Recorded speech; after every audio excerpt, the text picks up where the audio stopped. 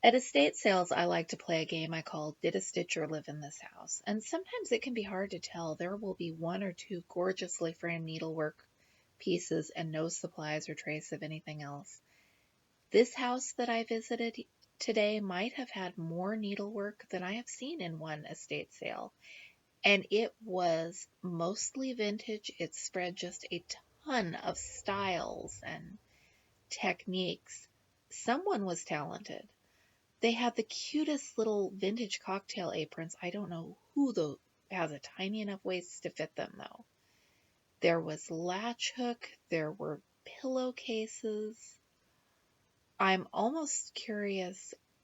I would assume the estate sale company hung these, but surprises me that they put thumbtacks in the walls.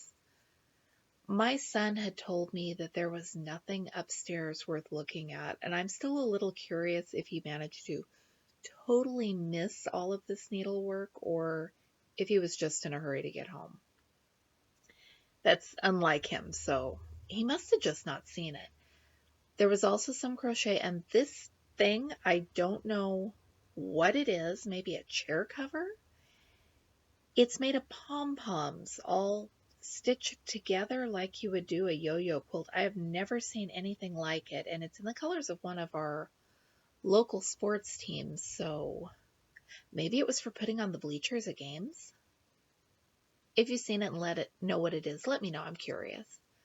There were some vintage crewel kits, but all that was left in them was the yarn. There was no pattern or printed fabric or anything that would actually make it useful. This piece was a stitch sampler and had a bunch of different techniques. I did bring it home and I want to transform it into a project bag, except I'm not sure how I'm going to do that given the shape of the fabric and the position of the stitches. I don't want to destroy any of it or any more of it than I have to. We were there on the very last couple of hours of the last day. Take a look here at, when I pull it out, take a look here at Make Your Own Draperies and the woman who is sewing the draperies and her hat. Is she a witch? And if she is a witch, why is she a witch?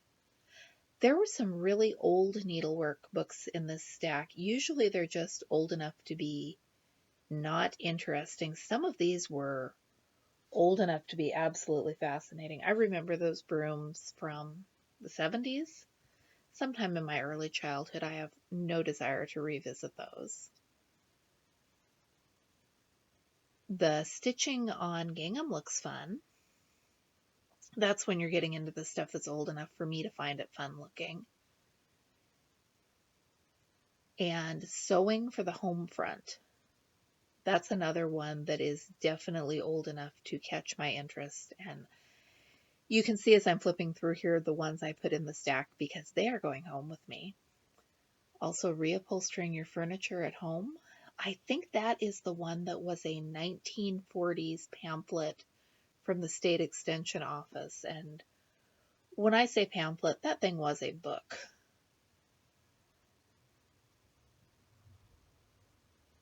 Straw flowers, and I remember those again from my early childhood. I somehow had it in my head that they were real flowers, but maybe they were something that people made. Now these estate sales make me want to go home and do some research.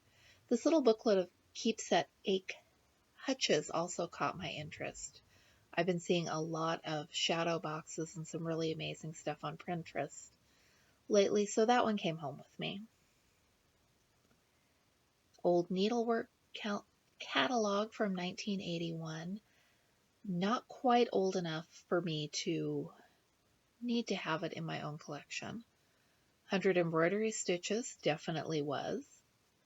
I don't know if I will use it as a book or cut it apart and use it in something else. There will be a plan for it. I just don't know what the plan is and how to make an inexpensive dollhouse. Dollhouse books are hard to come by these days, so if I find them and they are inexpensive enough, I pick them up without thinking about it too hard.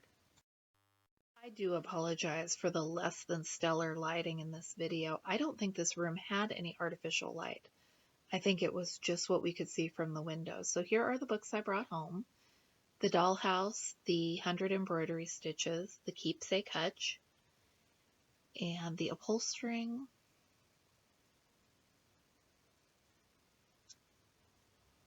and the Sewing on the Home Front. World War II sewing stuff is always going to catch my eye. This was the last hours of the last day of the sale, and they were past 50% on to make a bundle and we'll come up with a price you will love. Of course, it's always impossible to tell if the price that they think I'm going to love and the price that I'm going to love are the same thing. I have never seen so many empty perfume bottles that weren't Avon bottles, and there was a little voice in the back of my head telling me that I could do something amazing with those. But I don't know what that amazing thing would be, and I don't have the room to store them until I figure it out, so I did leave them behind.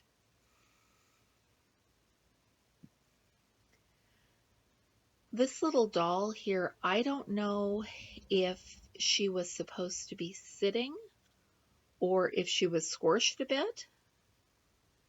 She was really kind of, that burlap face made her fascinating.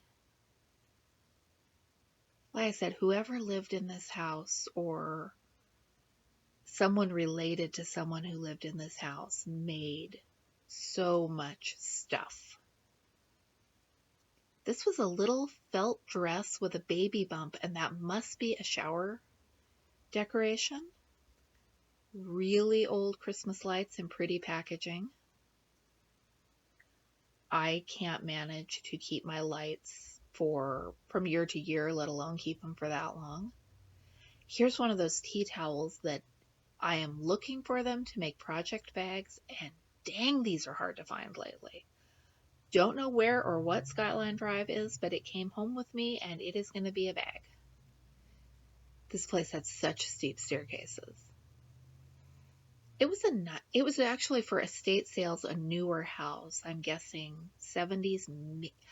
No, I was going to say 80s, but that carpet downstairs that you'll see in a minute, this is mid 70s. Old film projector like we used to have when I was in school. And yes, I was tempted and I talked myself out of it because there are so many reasons why I don't need that. And I can't explain why I want it. Lots of old baby dolls, none of them dressed, which, I mean, I guess the world is full of unclothed baby dolls.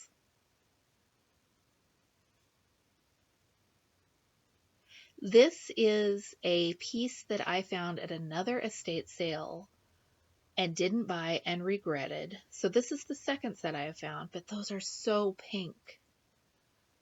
One of my favorite parts of estate sales is when they have time capsule kitchens that have not been upgraded. And you can tell from this one by the appliances. There's a glimpse of the stove. This was an old kitchen. And look at that pressure cooker. That thing I love pressure cookers. I love my off-brand Instant Pot. That one looks scary. And that plate is why I always say in these videos when I'm at the thrift store that I could find it cheaper at an estate sale, because if I really wanted it, I could have brought that home today for next to nothing.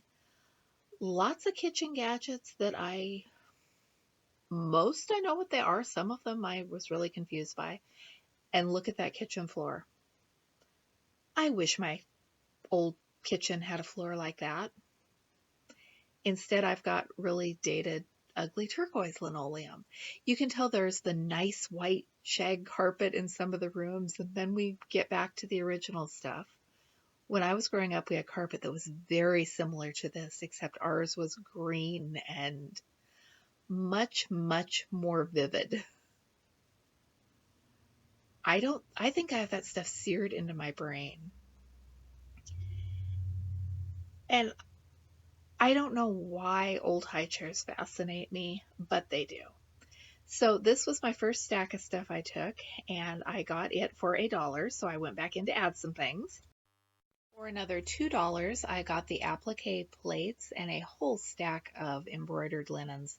They're damaged, and I'll have to figure out how to incorporate them into new projects. But for what I paid for them, I can do something. The first two of these plates I found had Pearl and Earl written on them, so in my brain, this couple is always going to be Pearl and Earl. I do wish I bought the black and white set, which is the first set that I found last year, but these will do. And I was absolutely tickled when I found the pattern for them in one of my vintage craft books a few weeks ago. Thank you so much for watching. I'm Michelle from Michelle's Romantic Tangle, and I'll be back with you again soon.